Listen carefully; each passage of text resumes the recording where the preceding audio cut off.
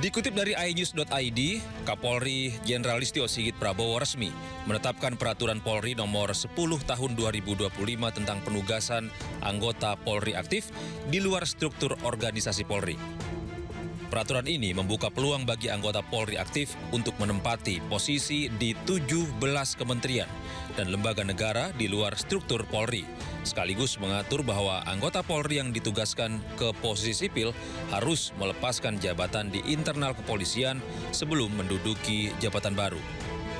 Menanggapi Perpol ini, Guru Besar Fakultas Hukum Indonesia, Mahfud MD berpendapat, peraturan tersebut bertentangan dengan dua undang-undang lain. Perkap nomor 10 tahun 2025 itu bertentangan dengan dua undang-undang, yaitu pertama Undang-Undang nomor 2 tahun 2002 tentang Kepolisian Republik Indonesia, di mana di dalam pasal 28 ayat 3 disebutkan bahwa yang anggota Polri yang mau masuk ke jabatan sipil itu hanya boleh apabila minta berhenti atau pensiun dari dinas Polri. Nah, ketentuan terbatas ini sudah dikuatkan oleh putusan Mahkamah Konstitusi nomor 114 tahun 2025. Perkap tersebut juga bertentangan dengan Undang nomor 20 tahun 2003 tentang ASN, terutama pasal 19 ayat 3 yang menyebut bahwa jabatan-jabatan sipil di tingkat pusat boleh diduduki oleh anggota TNI dan anggota Polri sesuai dengan yang diatur di dalam Undang-Undang TNI dan Undang-Undang Polri. Sebelumnya pada 14 November 2025, Mahkamah Konstitusi melalui putusan nomor 114 PUU 22 2025 menegaskan anggota Polri yang menduduki jabatan di luar kepolisian atau sipil harus mengundurkan diri atau pensiun dari kedinasan kepolisian. Tim Liputan iNews melaporkan. Dan pemirsa, berikut 17 kementerian dan lembaga yang bisa dijabat anggota Polri aktif sesuai Peraturan Polri Nomor 10 Tahun 2025 tentang anggota Polri yang melaksanakan tugas di luar struktur organisasi Polri.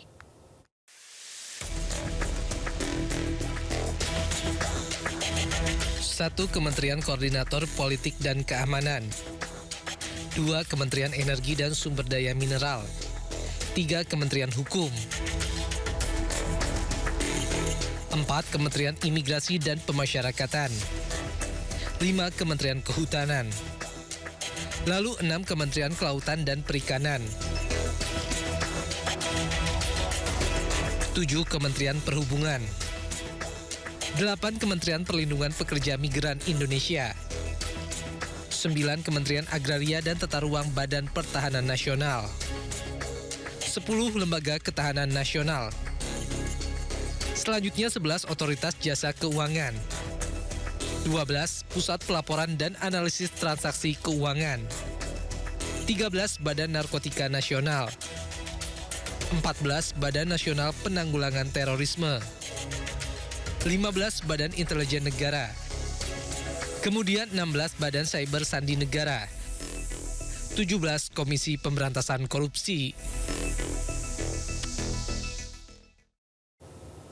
Peraturan Polri Nomor 10 Tahun 2025 yang mengatur penugasan anggota Polri aktif di kementerian dan lembaga di luar struktur kepolisian ini menuai sorotan. Perpol ini dianggap bertentangan dengan putusan MK Nomor 114 2025 yang bersifat final dan mengikat yang mengharuskan anggota Polri hanya boleh menempati jabatan sipil usai mundurkan diri atau pensiun. Dan untuk membahasnya lebih lanjut sudah bergabung bersama kami ada Prof. Juanda, pakar hukum tata negara, dan juga Pak Bambang Rukminto, pengamat kepolisian ISES. Selamat sore Bapak-Bapak semua. Selamat sore, Marisa. Saya ke Prof. Juanda terlebih dahulu. Prof, ini Anda bagaimana melihat Perpol Nomor 10 Tahun 2025 ini dalam hierarki peraturan perundang-undangan nih Pak? Terutama jika dikaitkan dengan putusan MK, apakah memang peraturan internal Polri yang dapat menafsirkan sendiri kewenangannya tanpa harus tunduk pada putusan MK ini? Perpol ini bagaimana, Prof? Baik. Pertama perlu saya klarifikasi dulu bahwa kata tunduk dengan putusan MK memang seluruh produk hukum, seluruh subjek hukum dimanapun yang berkaitan dengan putusan MK itu harus tunduk. Nah, kemudian ada pertanyaan, apakah peraturan kepolisian ini nomor 10 ini dianggap tidak tunduk? Nah, saya berbeda pandangan dengan pakar-pakar yang lain. Saya sejak semula saya sampaikan kepada media massa dimanapun bahwa putusan 114 ini secara normatif tidak memiliki implikasi hukum apapun. Khususnya yang melarang, misalnya tidak ada kata larangan untuk anggota Polri aktif untuk menduduki jabatan di luar dari institusi kepolisian. Ini bukan pandangan saya, tetapi saya mengutip adalah pertimbangan hukum dari putusan 114 itu sendiri, yaitu majelis hakim yang menegaskan bahwa yang perlu mundur atau pensiun itu yang tidak ada sangkut pautnya. Jadi jangan kita keliru menafsirkan sebuah pertimbangan hukum dan amar putusan. Jadi kita tidak hanya melihat amar putusan, tetapi juga harus kita lihat pertimbangan hukum. Nah, secara keseluruhan, saya melihat tidak ada kata-kata larangan di putusan itu terhadap anggota Polri aktif untuk menduduki jabatan di luar itu.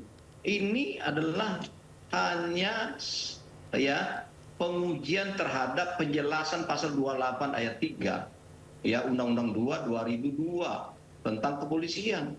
Nah, kenapa ternyata bahwa Mahkamah menegaskan bahwa penjelasan itu ambigu. Penjelasan itu membuat multitafsir terhadap norma yang ada di dalam batang tubuh dalam norma pasal 28 ayat 3 Undang-Undang 2. Oleh karena itulah dia dinyatakan bertentangan. Dengan dinyatakan bertentangan, maka artinya penjelasan itu secara hukum tidak berlaku lagi.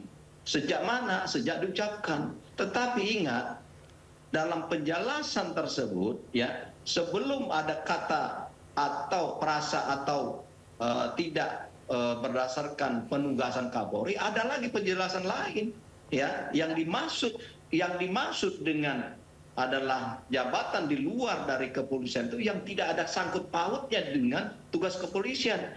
Artinya secara on the contrary atau pikiran terbalik kita bahwa ketika itu ada sangkut pautnya dengan tugas-tugas kepolisian, maka tidak perlu mundur, dan itu diatur juga diatur lebih lanjut oleh peraturan kepolisian nomor 10 itu. Nah, pertanyaannya bagaimana secara hierarkinya jelas bahwa itu adalah di bawah peraturan presiden kalau hierarkinya. Karena kenapa? Karena presiden adalah sebagai pejabat yang mengangkat Kapolri. Yang ini dikeluarkan Kapolri, dia di bawah itu, setara dengan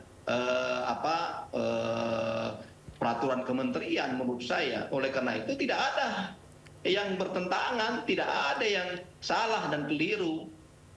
Itu saya kira itu. Baik, Prof. Saya ke Pak Bambang. Pak Bambang, apakah setuju dengan pernyataan dari Prof. Juanda? Dan menurut Pak Bambang sendiri sebenarnya apa sih latar belakang munculnya peraturan Polri nomor 10 tahun 2025 ini, Pak? Ya, peraturan Polri 10 2025 itu muncul karena terkait dengan 4.351 personil yang berada di luar struktur. Dan itu setelah pasca keputusan MK harus ditarik lagi, harus melaksanakan keputusan MK kembali pasal 28 ayat 3 bahwa para personil yang sudah berada di luar struktur itu harus mengundurkan diri atau pensiun dini, seperti itu.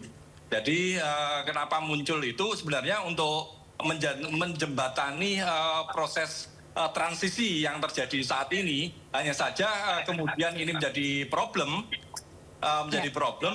ketika ini bertentangan dengan pasal 28 ayat 3 itu sendiri, seperti itu.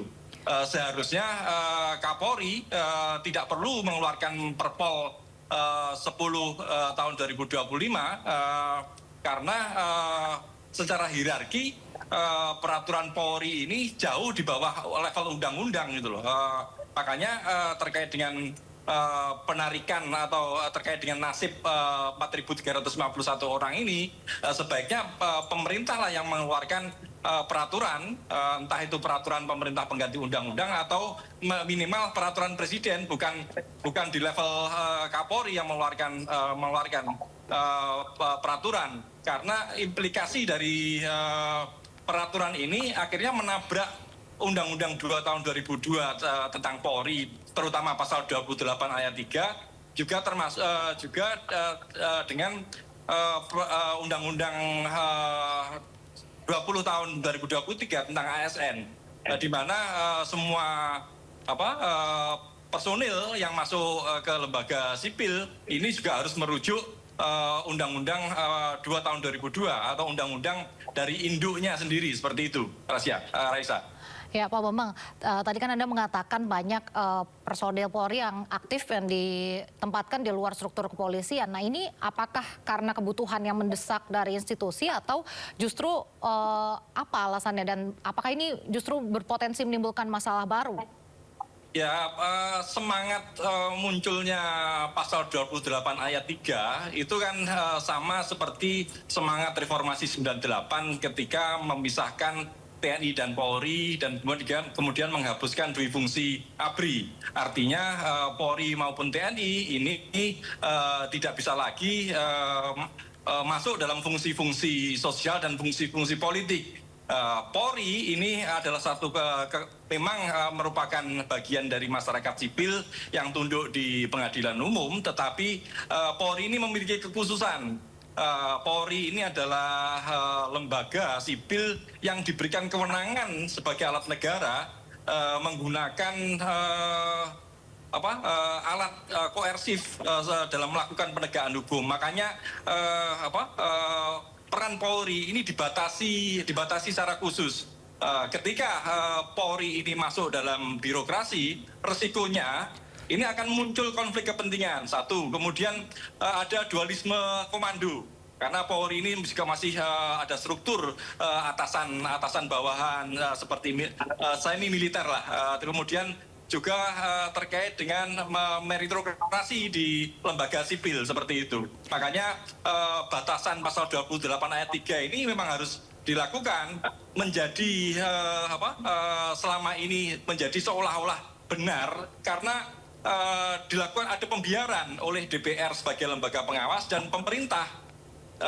Makanya kalau kita merujuk terkait dengan frase terkait dengan diperbolehkan di bidang-bidang kepolisian, sebenarnya ini pun tidak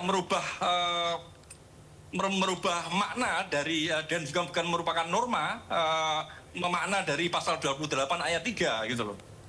Karena bidang-bidang kepolisian ini misalnya terkait misalnya kalau kita menyimak selama ini misalnya ada lembaga-lembaga sipil yang lain, misalnya Badan Nasional Narkotika Nasional, kemudian Badan Nasional Penanggulangan Terorisme yang selama ini di KPK, yang selama ini dijabat oleh Polri, sebenarnya ini juga merupakan lembaga-lembaga sipil yang diatur dalam undang-undang sendiri. Mengapa selama ini mereka seolah-olah menjadi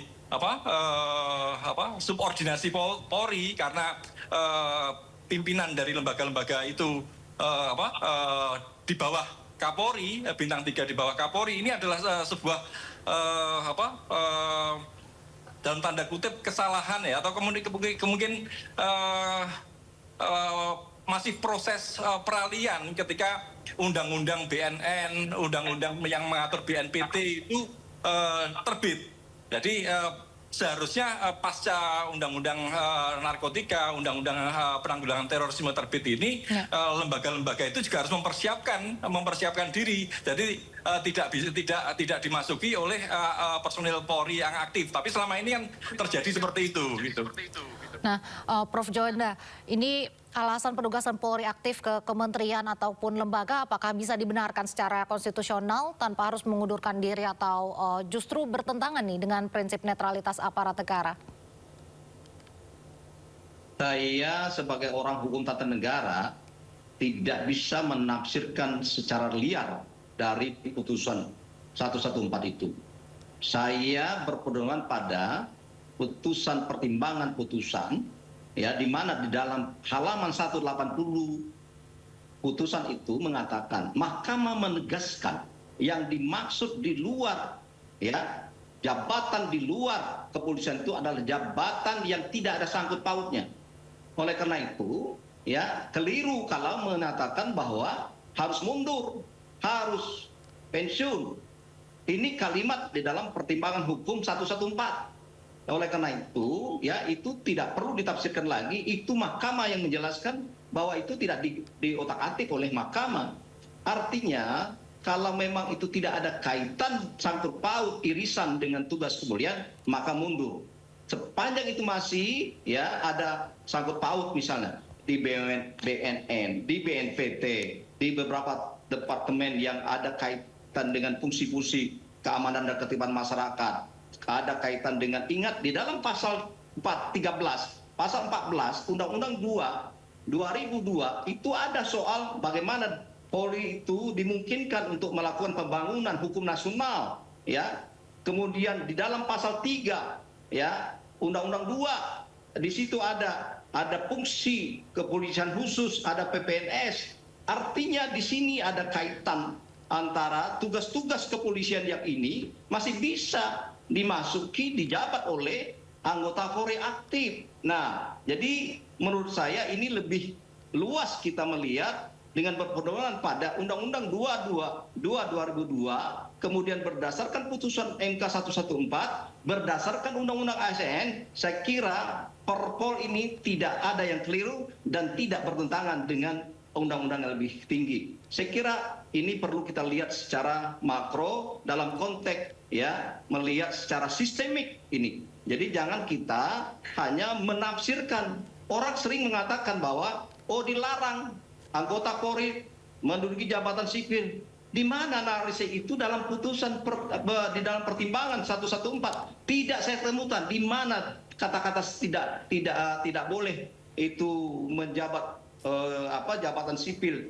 Satu pun tidak pernah saya baca, ya. Nah, yang saya baca, Mahkamah menegaskan bahwa yang dimaksud di luar dari jabatan di luar kepolisian sebagaimana 28 ayat 3 Undang-Undang 2 itu adalah ini penjelasan dari Mahkamah. Jadi penjelasan dari Mahkamah menerangkan yang perlu. Coba dibaca itu. Saya kira itu. Ya, Pak Bambang, bagaimana tanggapannya dengan pernyataan Prof. Juanda nih? Ya, kalau saya sih berpatokan pada amar putusan MK, ya, dan amar putusan MK ini tidak membuat norma baru, tetapi kembali pada pokok dari karena yang dipermasalahkan dalam MK ini kan terkait dengan frase penjelasan pasal 28 ayat 3 terkait dengan penugasan Kapolri. Kalau saya sih berpatokan pada Undang-Undang 11 tahun 2000 Undang-Undang 12 tahun 2011 tentang hierarki perundang-undangan, bahwa penjelasan itu bukan makna, bukan norma gitu loh. Yang menjadi norma itu adalah batang tubuh, yakni pasal 28 ayat 3. Pasal 28 ayat 3 di situ sudah clear jelas bahwa personil yang berada di luar struktur itu harus mengundurkan diri atau pensiun dini. Udah tidak ada penjelasan lain gitu loh. Kalau menurut saya sih seperti itu. Prof. Juanda mungkin yang lebih bisa menjelaskan terkait dengan tata negaranya seperti itu. Ya. Ya, saya kira begini ya. Saya langsung aja karena saya sudah Pak Bambang tadi menyampaikan gitu. Sebenarnya begini, mungkin kita berbeda pandangan itu sah-sah saja karena berbeda dalam perspektif dan alasan, ya. Kenapa saya katakan itu? Ya, mungkin Pak Bambang dalam versinya benar, tetapi perlu diingat penjelasan yang dinyatakan itu bertentangan hanya penjelasan frase, ya, atau tidak dalam penugasan Kapolri. Itu. Tetapi namanya penjelasan yang dimaksud di dalam Undang-Undang 12 tahun 2011 itu, ya, penjelasan itu mempunyai makna ketika dia mengkonekkan, menjelaskan batang tubuhnya, norma yang ada dalam batang tubuh. Oleh karena itu, di dalam pasal penjelasan pasal 28 ayat 3 itu yang mengatakan yang dimaksud di luar itu adalah yang tidak ada sangkut pautnya, tidak digotak-atik oleh putusan MK. Karena itu dengan prinsip hukum positif berarti ketika dia tidak dinyatakan bertentangan, maka itu berarti masih berlaku secara hukum positif.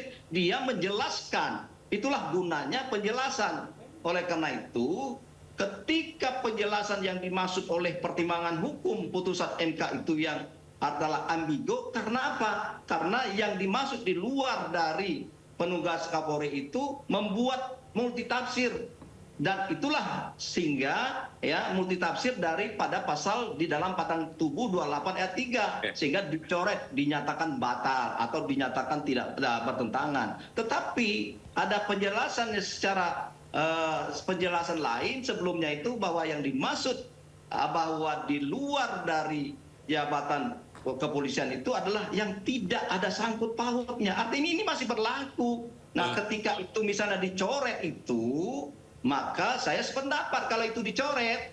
Saya sependapat dengan Pak Bambang. Artinya kita mengacu pada pasal 28. Tapi itu penjelasan itu masih berlaku, maka ini menurut saya orang hukum pasti tahu ini masih tetap berlaku dan menjadi pedoman sebagai penjelasan dari pasal 28 ayat 3. Oke, Pak Jono, saya sambung ya, Reza. Iya, baik, silakan Pak Bambang. Terkait dengan penugasan terkait dengan bidang-bidang kepolisian, dalam keputusan MK itu pun juga tidak diatur lembaga-lembaga mana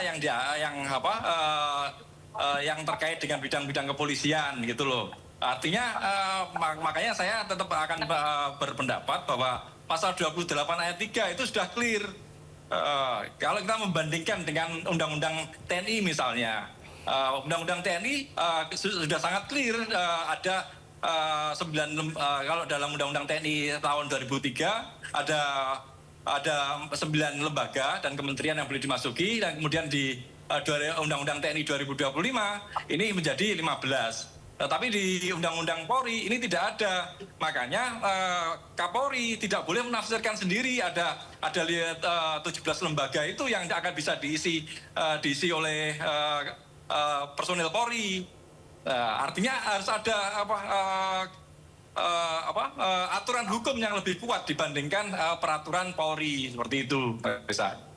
Ya, Prof. Juanda dan juga Pak Bambang, ini Mahkamah Konstitusi kan mengabulkan gugatan terhadap Undang-Undang Nomor 2 Tahun 2002 tentang Kepolisian Republik Indonesia. Putusan ini membuat polisi harus mengundurkan diri dan tak lagi berstatus anggota aktif Polri jika hendak menjabat di luar institusi Polri.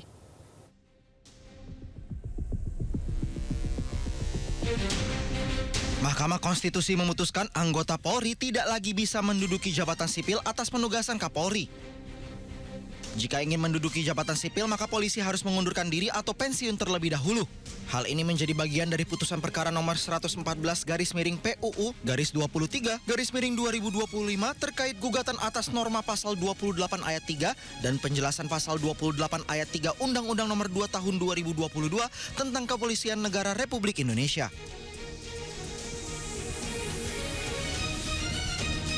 Ketua Mahkamah Konstitusi Soehartoyo saat membacakan amar putusan di ruang sidang utama MK Jakarta pada hari Kamis mengatakan mengabulkan permohonan para pemohon untuk seluruhnya.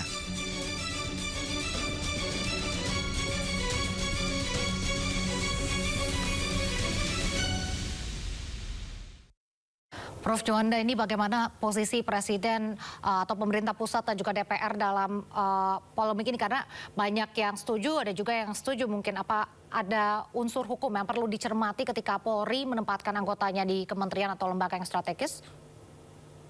Ya, pertama saya katakan bahwa Perpol ini tidak ada yang keliru ya secara formil maupun secara material dan tidak bertentangan dengan putusan. Bahkan ini adalah penjabaran dari putusan ini. Putusan dari putusan 114 itu Perpol ini inisiatif yang memang dan itu dimungkinkan oleh siapapun pejabat yang setingkat menteri atau setingkat kepolisian, sebab ini soal mengeluarkan produk hukum itu kan diatur juga dalam Undang-Undang 2. Kapolri berwenang untuk mengeluarkan sebuah peraturan kepolisian. Nah, sepanjang ini adalah memang dimungkinkan oleh Kapolri untuk mengeluarkan sebuah peraturan, saya kira ini adalah tidak ada yang keliru dan tidak ada yang salah. Namun memang saya bisa paham apa yang disampaikan oleh Pak Bambang tadi, ya. Saya juga menyarankan memang untuk supaya tidak berpolemik ke depan, memang soal jenis-jenis yang bisa diduduki oleh anggota Polri aktif, saran saya memang ya kalau memang ini dalam situasi yang normal perlu memang dilakukan perubahan terhadap Undang-Undang Polri dan dimasukkanlah ya jenis-jenis yang bisa diduduki oleh kawan-kawan anggota Polri yang aktif di luar dari institusi kepolisian. Tapi untuk sebagai sarana hukum antara, menurut saya inilah yang paling tepat, sementara karena dibutuhkan sangat cepat. Kalau menggunakan misalnya sebuah sarana untuk merubah undang-undang, itu kan lama. Sementara ini kan perlu. Nah, inilah saya katakan adalah sebagai sarana hukum antara saja. Nah, sarana hukum antara inilah menurut saya adalah lebih baik ada daripada tidak ada. Dan menurut saya ini adalah hal yang wajar dan tepat dan tidak ada yang salah untuk kita kaitkan dengan baik dengan Undang-Undang 2 2002 maupun dengan putusan 114. Baik, terakhir Pak Bambang, evaluasi apa yang perlu dilakukan oleh Polri ke depannya agar kebijakan penguasaan ini tidak menabrak prinsip netralitas dan juga semangat reformasi institusi kepolisian tentunya? Ya, peraturan Kapolri itu diperbolehkan selama tidak menabrak aturan-aturan yang ada di atasnya. Juga tidak berkaitan dengan lembaga yang lain. Cuma problemnya yang muncul dari Perpol 10 tahun 2025 ini juga berkaitan dengan lembaga-lembaga lain. Ketika peraturan Polri ini menjadi landasan penempatan personil di luar struktur dan diterima oleh lembaga yang lain, ini akan menjadi persoalan tersendiri. Makanya solusinya yang lebih bijak ini adalah keputusan-keputusan politik. Yakni sementara ini, kalau ini adalah keputusan untuk antara yang seperti disampaikan Prof. Juanda tadi, ini adalah moratorium, tidak menerbitkan peraturan baru yang kemudian memunculkan problem hukum. Kalau yang itu terjadi, akhirnya ya polemik berkepanjangan seperti ini. Seandainya Kapolri cukup melakukan moratorium atau menarik kembali sementara ini selama belum ada undang-undang yang mengaturnya. Ini akan lebih baik, tidak munculkan polemik, atau setidaknya Presiden mengeluarkan peraturan pengganti undang-undang agar kalau kita menyusun undang-undang kan prosesnya lama. Mungkin Presiden yang akan mengambil alih membuat kebijakan terkait dengan problem yang terjadi pasca putusan MK 114 itu, seperti itu, Reza. Baik. Pak Bambang, terima kasih sebelumnya Prof. Juanda, pakar hukum tata negara, dan Pak Bambang Ruminto, pengamat kepolisian ISS. Oh baik. Kita kasih sedikit waktu untuk Prof. Juanda ya. Nah, menurut saya, jadi saya berbeda pandangan dengan Pak Bambang. Tidak ada yang salah, tidak ada yang keliru dengan peraturan ini, karena ini adalah penjabaran untuk sarana hukum antara dari putusan 114. Ya, itu saja. Jadi tidak ada yang ditabrak oleh peraturan ini. Saya kira demikian. Oke, baik. Kita sudahi dulu dialog hari ini. Terima kasih Prof. Juanda, pakar hukum tata negara, dan juga Pak Bambang Ruminto, pengamat kepolisian ISS, atas waktunya bersama kami di Sindo Sore. Selamat sore, salam sehat semuanya. Oke, ya. Salam.